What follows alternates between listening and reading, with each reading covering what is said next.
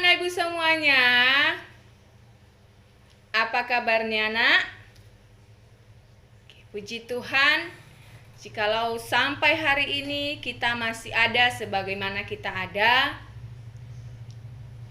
walaupun kita belajar masih melalui daring, harapan ibu kita semua tetap semangat, tetap sukacita, sehingga proses belajar kita juga tidak ketinggalan.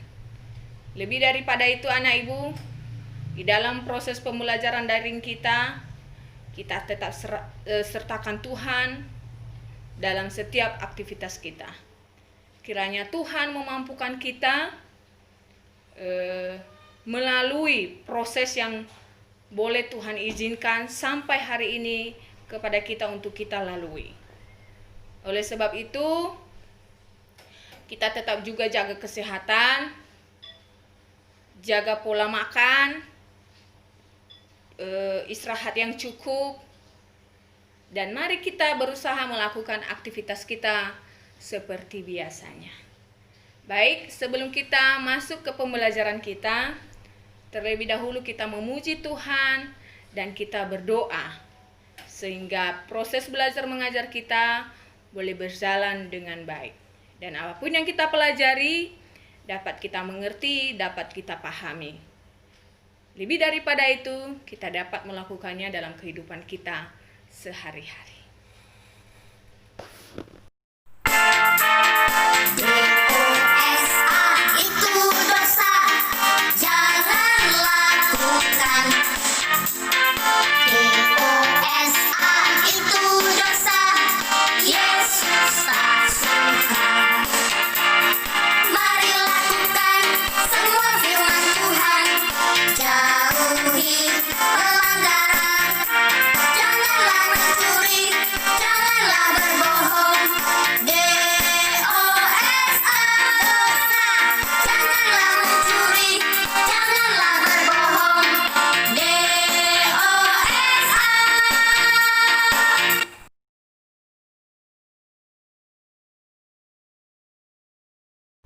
Baik, materi kita hari ini tentang dosa dan pertobatan.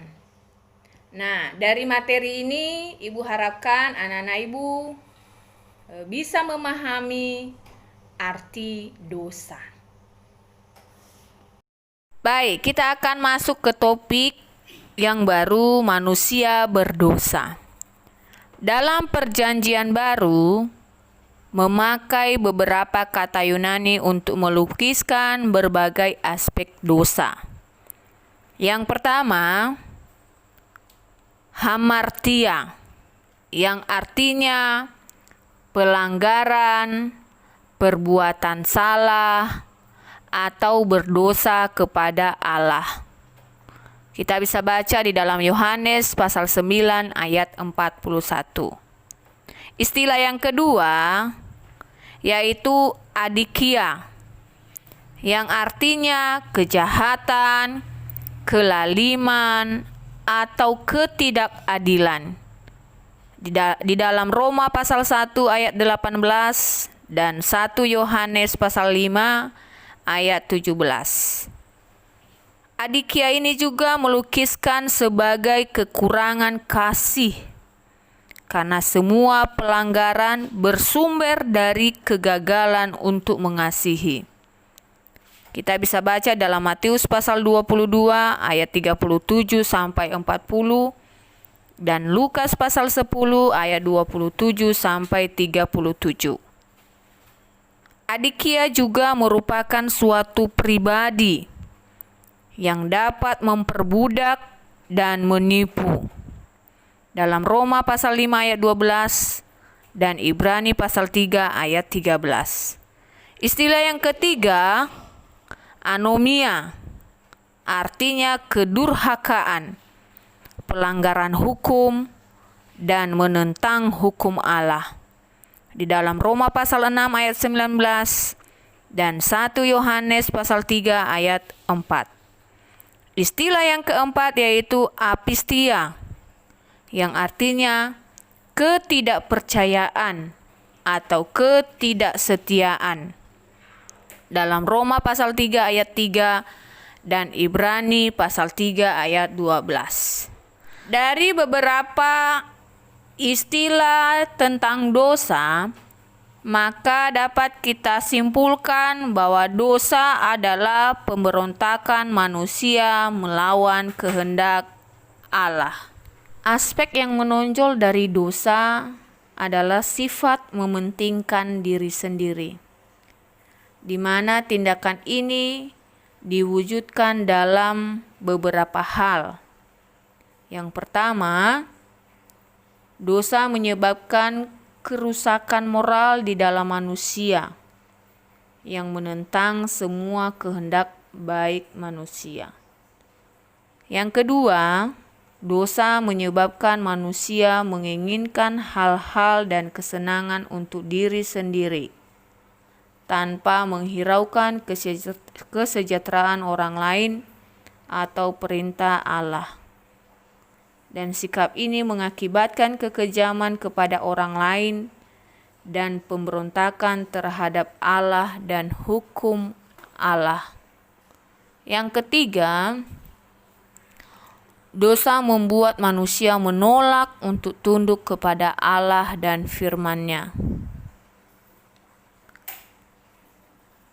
Yang keempat, dosa menyebabkan kita senang melakukan ketidakadilan dan juga menyenangi tindakan jahat kepada orang lain. Dalam Roma pasal 1 ayat 21 hingga 32, kita bisa membandingkannya dengan Kejadian pasal 6 ayat 5. Yang kelima, dosa juga merupakan kuasa yang memperbudak dan merusak.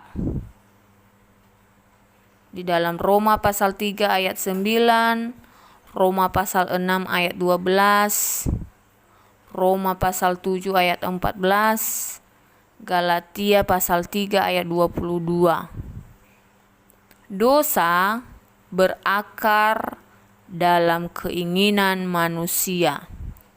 Yakobus pasal 1 ayat 14 dan Yakobus pasal 4 ayat 1 sampai 2. Dosa memasuki umat manusia melalui Adam. Roma pasal 5 ayat 12. Memengaruhi semua orang, mengakibatkan hukuman ilahi. Roma pasal 1 ayat 18. Mendatangkan kematian jasmani dan rohani. Dan hanya dapat dilenyapkan sebagai suatu kekuatan oleh iman kepada Kristus dan karya penebusannya.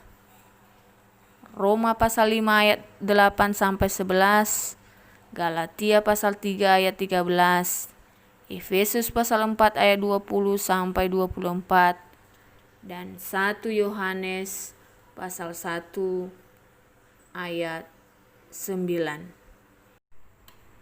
Pada mulanya hubungan manusia dengan Allah baik. Namun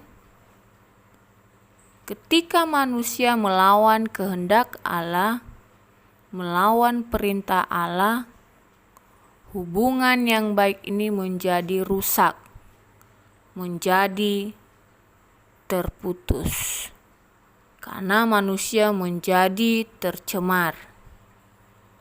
Oleh sebab itu, dibutuhkan perantara agar manusia dan Tuhan bisa bertemu dan memiliki hubungan yang baik.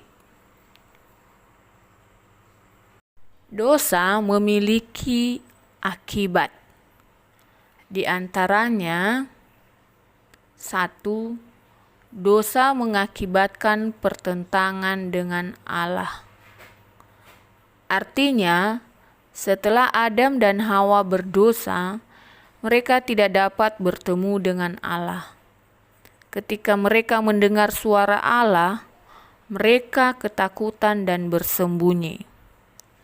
Kedua, dosa mengakibatkan konflik dalam diri seseorang.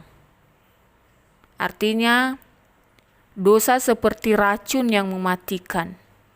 Dosa meracuni seluruh sistem dalam tubuh kita. Hati kita menjadi ternoda oleh dosa, sifat alami menjadi rusak. Kita tidak dapat melakukan sesuatu yang seharusnya dilakukan. Kita terbebani dengan perasaan bersalah, dan damai sejahtera hilang dari hidup manusia. Yang ketiga, dosa mengakibatkan konflik.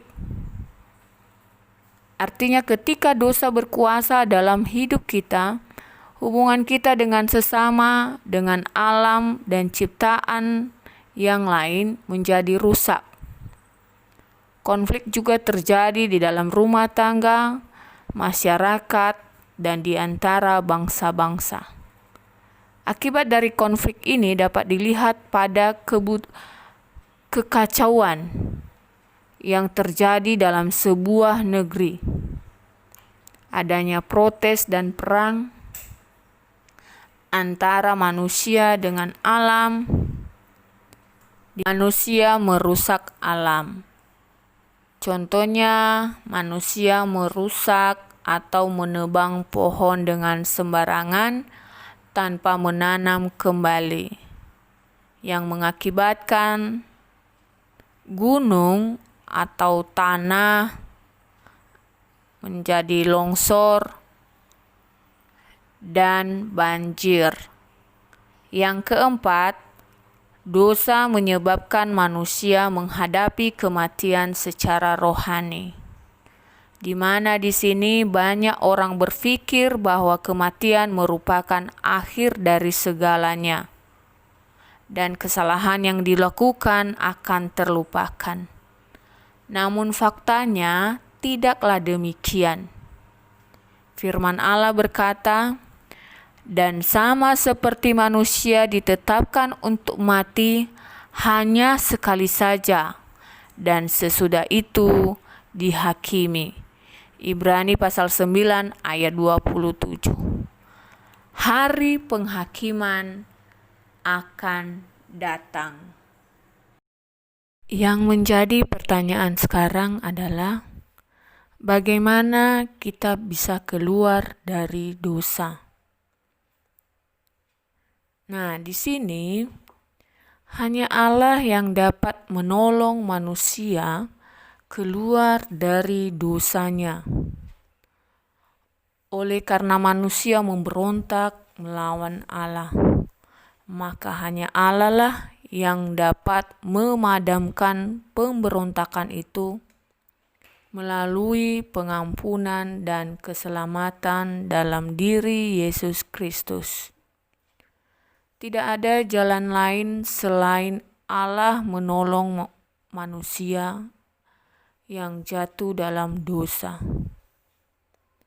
Karena waktu kita masih lemah, Kristus telah mati untuk kita orang-orang durhaka pada waktu yang ditentukan Allah. Akan tetapi, Allah menunjukkan kasih-Nya kepada kita oleh karena Kristus telah mati untuk kita ketika kita masih berdosa. Roma pasal 5 ayat 6 dan 8. Inilah bentuk pertolongan yang ditawarkan Allah bagi manusia. Demikianlah pelajaran kita hari ini. Minggu depan kita akan melanjutkan materi yaitu pertobatan. Baik, sebelum kita mengakhiri pembelajaran kita, mari kita memuji Tuhan dan berdoa.